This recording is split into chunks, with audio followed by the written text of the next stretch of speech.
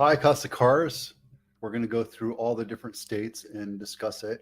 A deal falls through for the San Jose Safeway that is now empty. Bay Area County report, median income versus median price.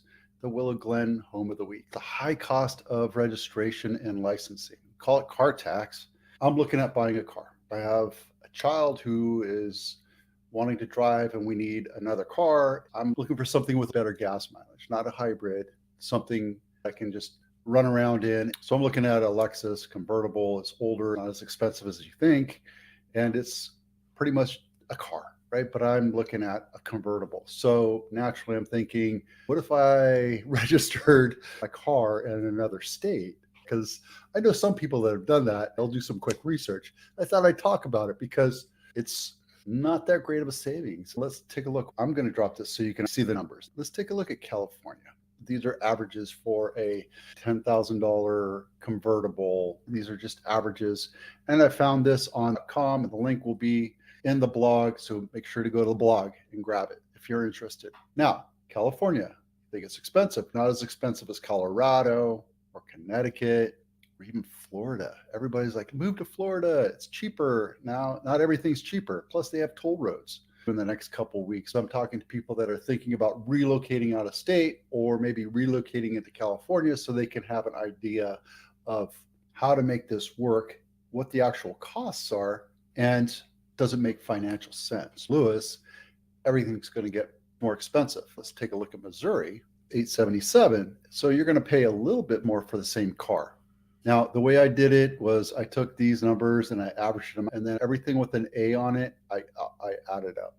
This goes into pretty deep detail, but they're just averages. You can't get exact numbers because not every state is forthcoming. So based on weight, I just put $100. So these numbers aren't exact.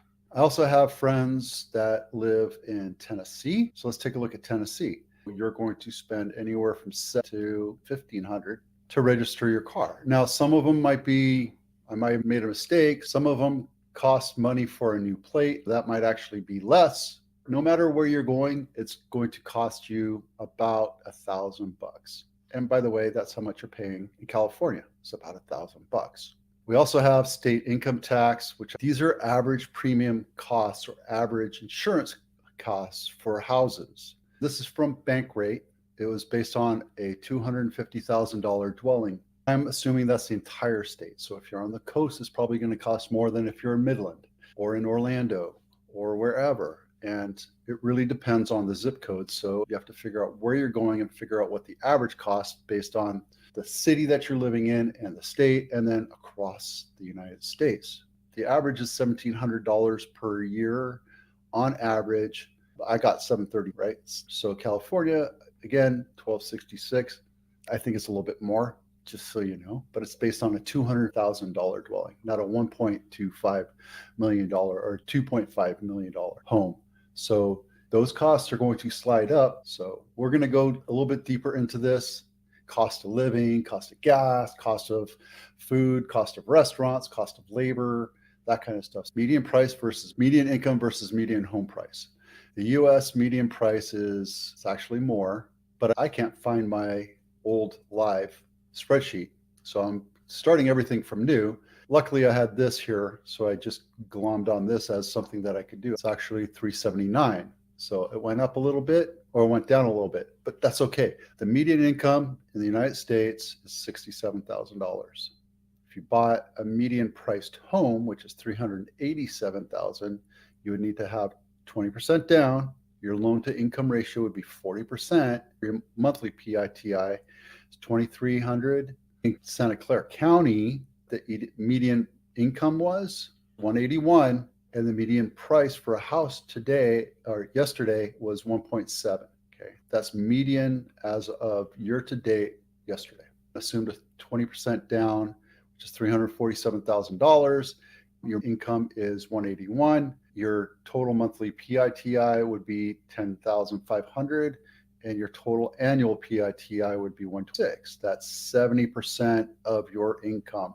So cost of living here in Santa Clara is higher than the median across the United States. It's assumed that you should be making about $350. So you want to be about 40% loan to value.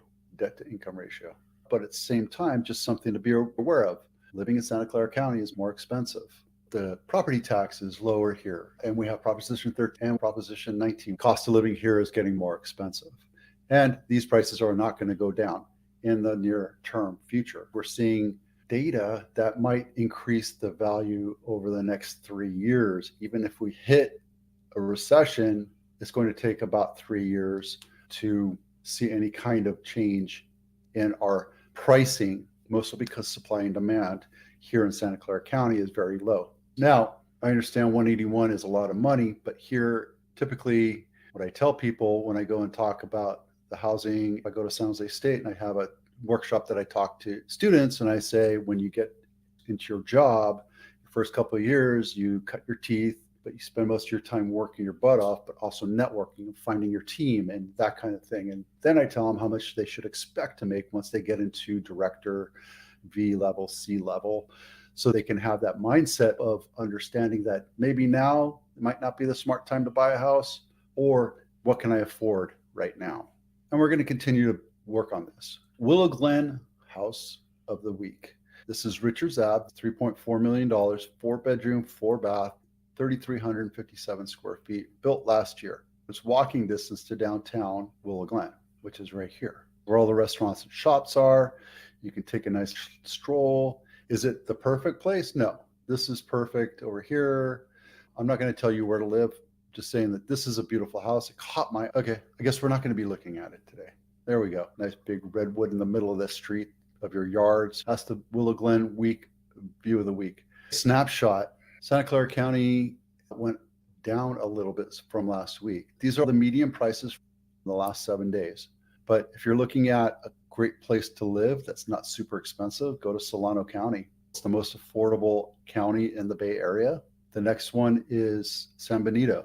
And I keep looking at houses down in San Benito. All right, so here are the sales prices over the last week over the 12 counties. Why am I doing 12 counties? Because Monterey and San Benito are places that people are looking for as destinations to move to because of cost of living. It's better to spend $700,000 than $1.7 million, or $800,000 versus $700,000. So the reason why I put that there is so that we can take a look at it. Now, these are averages, not the median price. And these are the sales volume. Solano is still your best on sales price to list price ratio, on cost of houses. There's a lot of inventory, and the average day is 53 days on market versus Santa Clara, where it's 23 days on market. We have 885 houses in contract right now versus the 411. If you're going to live in Santa Clara County, you need to have the money to be able to buy it. And there's a lot of people buying it. This is year-to-date sales. These are number of active homes for sale, Santa Clara County. And the ones that go into contract, the 885 took 23 days on average. Right now, we're at $1.4 billion in transactions. This is 7 weeks into the year. And this chart was the same thing, the median sales price, the cost of living, that kind of thing. And here's that chart that I showed you on my car tax. Came from compare.com, and there it is. That's me. Today we talked about cost of car registration, licensing across the United States. Deal falls through at former Safeway. Downtown, next to City Hall by San Jose State. You can't drive to it. Amazon drop-off is right over there. The location is great if you're a walker. If you are living in these apartments or any of the apartments or condos that are down there, it's great, except for the fact that there's just not enough volume of sales. So Safeway walked away from it, understandably. There was somebody that wanted to buy it, and they had it in contract. They're hopeful that more housing comes online downtown. They don't have any buyers for this place right now. So what's happening is we're having a lot of commercial property just sitting vacant. There's buildings and businesses that are just going out of business. And that's going to be one of the tipping points that I talk about, right? There's credit card, the automotive industry, there's insurance, there's health insurance, there's all sorts of things that could tip this economy within our world, within our little economy, not the whole global. This is just our GDP. Then we have World War III with multiple wars, unrest in Europe, South America, and we don't know what's really going on with China and that big commercial, the big Ponzi scheme of apartments that they were building. I can't remember the name of the company, but there's a lot of stuff that could flip our house of cards here. I'm not saying it's doom and gloom. I want you to be prepared for what could happen. AT&T went down last week. There's been a lot of communication disarray. You need to be financially prepared. You need to be prepared for your family for food and protection and water and health. So just make sure you have all your stuff put together and you're ready for anything that could happen. Today we talked about, where are we? Cost of car registration, San Jose Safeway still empty, 12 county Bay Area housing report, median income versus median price. And we saw the graph.